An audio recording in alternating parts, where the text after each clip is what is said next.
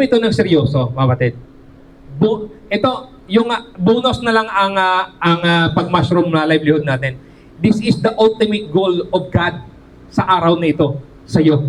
This is the appointed time of your salvation, mga kasama. Huwag mo nang palagpasin ito.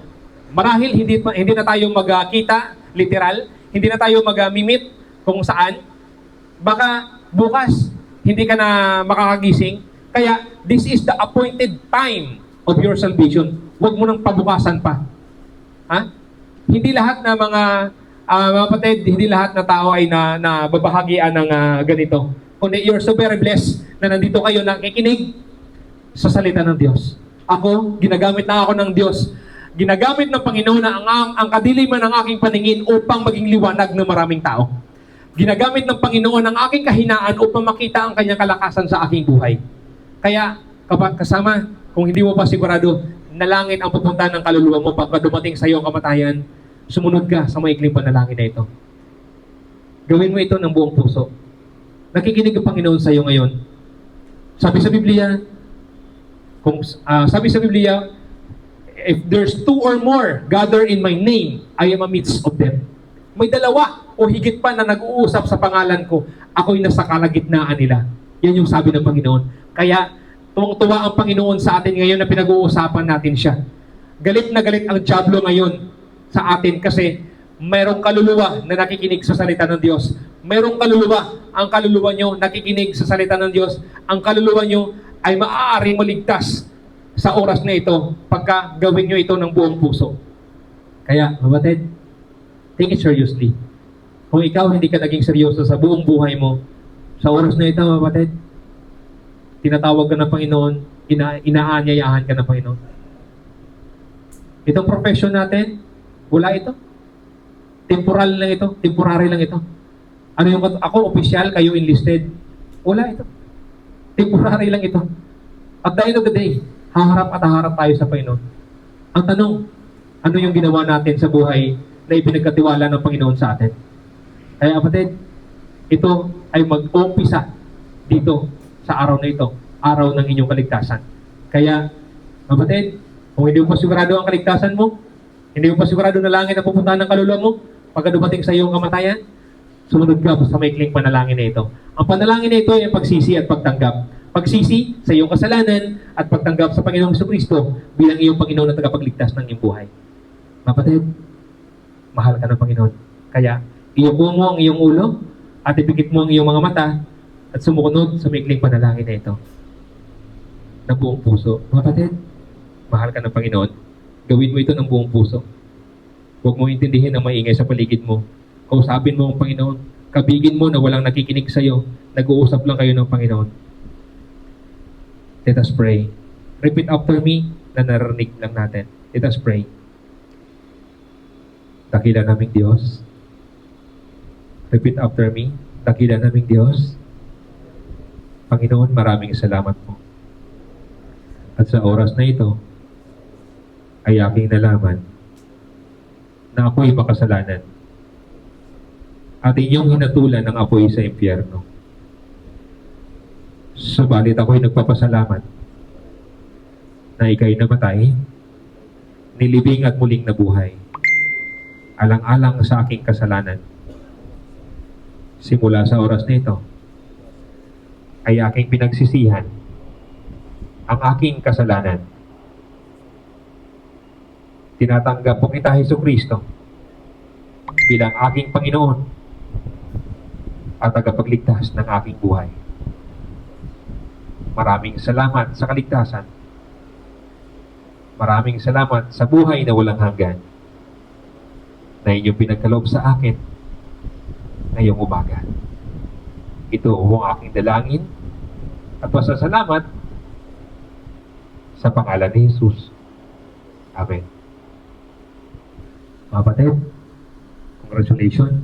Kung ginawa niyo yun ng buong puso, sabi sa Biblia, binigyan na kayo ng karapatan upang maging anak ng Diyos. Hindi lahat ng tao, mga kapatid, anak ng Diyos. Kung sino lang tumanggap sa Panginoon, kagaya na ginawa niyo ngayon, yun lang yung binigyan ng karapatan upang maging anak ng Diyos. Kung kayo ay anak na ng Diyos, ikaw ay kabahagi na sa pamilya ng Diyos. Kung ikaw ay kabahagi na sa pamilya ng Diyos, ikaw ay uuwi sa tahanan ng iyong ama. Saan ang tahanan ng iyong ama? Sa langit. Ibig sabihin, dumating sa iyo anytime, anong oras dumating sa iyo ang kamatayan, kapatid, 100% langit ang pupuntahan mo. Okay? Mga kapatid, hindi mo tayo dito nagkita sa mundo. Ako'y naniniwala sa Biblia, magkikita at magkikita pa rin tayo sa harap ng Panginoon pagdating ng araw. Kaya, kapatid, ngayong araw na ito is July 17. This is the appointed time of your salvation. Ito, ang araw na ito is your spiritual birthday. Meron tayong biological birthday, pinanganak tayo ng mga nanay natin. Ngayon is spiritual birthday mo. Tandaan mo ang araw na ito. Ito ang araw na iyong pagkabuhay muli spiritually. Ibig sabihin, spiritual birthday mo ngayon. Ibig sabihin, birthday mo ngayon, ibig sabihin, manglilibre ka mamaya. Wala na. Okay? Kasi, lilibre tayo ng Pacific. Pacific yung mag-treat sa atin mamaya. May lunch tayo from Pacific. Okay? Mga kapatid, mga kasama, congratulations. Palakpakan natin ng Panginoon sa kaligtasan na niya pinagkaloob sa atin ngayong umaga. But before that, I would like to render you a prayer bago tayo mag-umpisa sa ating practical. Okay? Let us pray. Dakila naming Diyos, amang banal at pangkapangyarihan sa lahat. Panginoon, maraming salamat po, Ama, sa natapos namin na activity, Panginoon, ngayong umaga sa Mushroom Livelihood, Panginoon. At lalong-lalo na po, Panginoon, maraming salamat sa kaligtasan, Panginoon, sa buhay na walang hanggan na inyong pinagkaloob sa inyong mga anak, Panginoon, ngayong umaga. Lord God, hindi ko po sila kilala. Pero ako naniniwala na mahal niyo po ang bawat kaluluwa. Hindi ko alam, Panginoon, ang sitwasyon ng kanilang buhay. Kayo po, Ama, ang siya nakakalam kung ano ang kanilang pangangailangan. Meron mo sila, Panginoon, problema financially, physically, emotionally, or spiritually po, Panginoon. Kayo po, Ama, ang siyang tumugon po, Panginoon, na lahat ng ito. Lord God, dalangin ko po, Panginoon, na palaguin niyo po sila sa kanilang pananampalataya. I did my part, O God, as your soul winner. I did my part, O God, to plant seed, Panginoon, sa kanilang mga puso at isipan. Kayo no po, Panginoon, ang magpatubo nito. Katulad po, Panginoon, ng mushroom, kami po, Ama, ang nagtatanim, pero kayo po, Panginoon, nagpapatubo. Kaya, Ama, palaguin niyo po sila hanggang yumabong sila at maging fruitful po, Panginoon, sila sa kanilang buhay. Kristiyano po, Panginoon. Kaya, Lord God, salamat. Maraming salamat sa kaligtasan na inyong pinagkaloob sa kanila. At dalangin ko po, Panginoon, ng mga sundalo, Panginoon, na nandito sa aking harapan. Lord God, hindi ko po alam kung saan sila ma-assign, hindi lang dito sa NCR. Panginoon, dalangin ko po, Ama. Nilalapit ko po, Panginoon, sa inyo ang karir at ang serbisyo, Panginoon, ng mga sundalong ito. Ingatan niyo po, Ama, ang kanilang serbisyo. Bigyan niyo po sila, Panginoon, ng kalakasan araw-araw sa kanilang pagtatrabaho. Bigyan niyo po sila, Panginoon, ng tibay ng loob na kahit na malayo sila sa kanilang mga pamilya, ay gagawin pa rin nila, Panginoon, ang kanilang serbisyo ng buong puso po, Panginoon. At Lord God, iwas niyo po sila, Panginoon, sa mga disgrasya o panganib, Panginoon, na maaaring makapinsala sa kanila. Maengkwentro man sila, Panginoon, pagdating ng araw, Panginoon. Lord God, please, give them protection po, Panginoon. Kayo po, Ama, ang siyang nagsabi na ang pag-iingat ay nasa inyo. Kaya, Lord God, ipinagkakatiwala namin, Panginoon, ang serbisyo, Panginoon, ng mga sundalo na ito, Panginoon, sa inyo. Dalangin ko po din po, Panginoon, na ingatan niyo po sila hanggang sa maabot nila ang tugatog, Panginoon, ng kanilang serbisyo, ang pagre-retiro po, Panginoon.